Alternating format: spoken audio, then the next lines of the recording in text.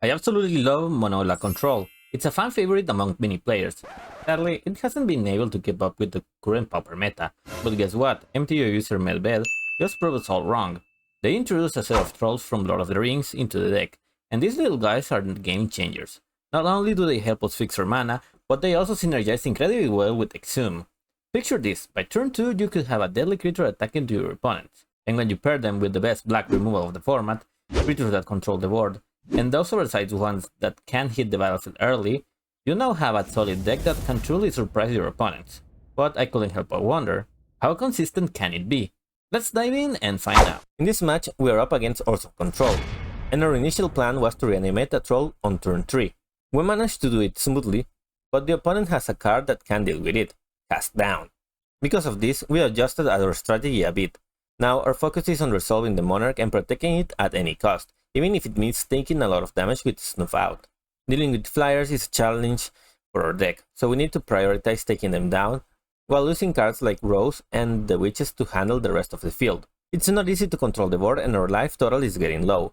Despite facing another Khazad-dûm that killed our second troll, we managed to remove their flyer and draw a card and resolve yet another troll, which we can use to finish them off in 3 turns. They keep recycling between Omen of the Dead and Core Skyfisher, but luckily I drew an unexpected Fangs, allowing me to gain some life and put myself in a safer position.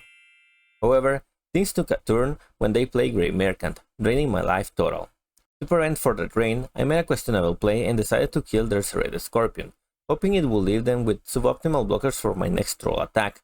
Next, I decided to remove their Ephemerate with Duress since I don't want my opponent gaining more life, and the Omen Skyfisher combo isn't as concerning at this point in the game. With Tron gaining life, we are patiently waiting for it to take over the game. After a few interactions, I managed to bring their life total down to 3, but they found an Ephemerate and drained us a bit more.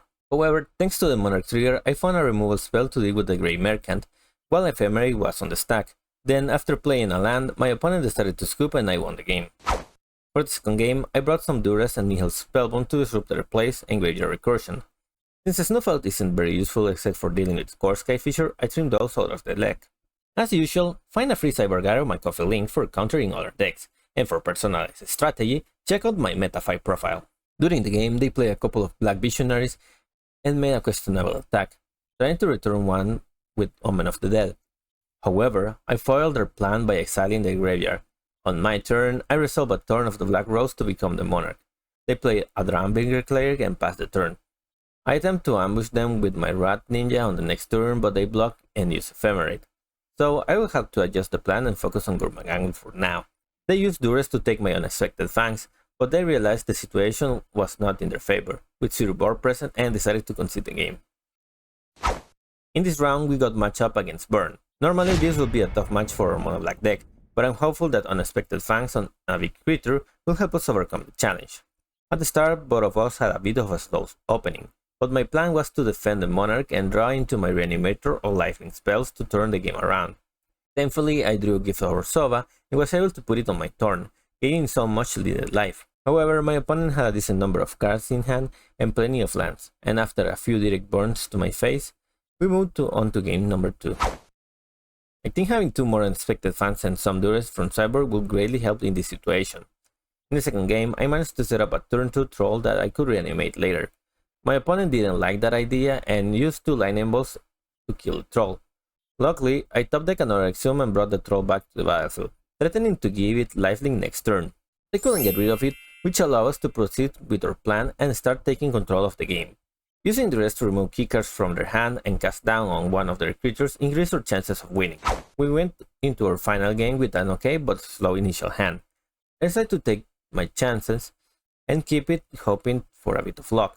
Duress took away the lava spike they had in hand, and if I could draw another swamp, I would be in a good position. However, my opponent played a creature, and I failed to draw a swamp. It seemed like the odds were against us, but they used a rare card, and the Festivities, which was a small win for us. It allowed them to launch a big attack, but it also left them with an empty hand. If I could find another land, things might turn around. I managed to deal with their creature, and the hope was renewed with an unexpected Fangs in hand. All I needed to do was to resolve a big creature and give it lifelink. Easier said than done, of course. However, I played an Angler. I decided to use unexpected Fangs and kept the Khazad-dûm ready in case of Monastery Swiftspear. After one swing, we emerged victorious and the match was ours. In the last game, I'm up against Izzet Terror deck. Usually it's not a bad matchup for us, especially with our 4 Bojuka Bugs in the main deck to slow them down until we can get our creatures on the battlefield. The only thing to watch out for is their Thought Scar, which can disrupt our Exhume plan, so I need to be careful about that. The initial turns are pretty awkward, just a Drago starting contest. My poor witch will have to do a lot of heavy lifting, but eventually they play a back-to-back Tolarian Terrors, and while I managed to kill one, they protected the second. This actually went according to my plan because now I can pay 2 mana for a Snuff Out and become the Monarch to gain more value than them quickly. Being the Monarch is a powerful ability, and my deck is designed to take full advantage of it, especially against opponents who don't have it or can't steal it with haste creatures. As my opponent tries to get back into the game, if I can keep removing every creature they play, I should be able to secure the win soon. Gurmag Island joined the party, and using Bojuka Bog, dealt with their graveyard, making it hard for them to play Tolarian Terror for cheap. Lorien Reveal drew 3 new cards, but without board presence, Gurmag Island kept chipping away their life total despite the troll getting countered. I found an Exhume and I used it pre-combat in case they wanted to trade with the Angler. Then I attack and play a Horror, which they counter as well. They made a risky attack hoping to find an answer for the Angler, but they didn't have any luck, and eventually they conceded the game. After cybering, Nihil the Spellbomb and Duress should give us the upper hand against them. They tried slamming a relic of their own, but I don't think it's any impactful against us. Nihil's Spellbomb will slow them down for a turn, and my plan is to wait out counterspells until I can land a turn of the Black Rose. It's not a perfect plan, but it's something we need to do. We removed their graveyard in the process, and a well-timed Duress got rid of Lorien Revealed. They also had a Folly in their hand, but couldn't cast it for free, so I thought it was better to remove the Lorien Reveal, and as long as I can protect the Monarch, this game should be an easy win. I tried using Okiva to disrupt their hand even more, but it met a Lightning Bolt.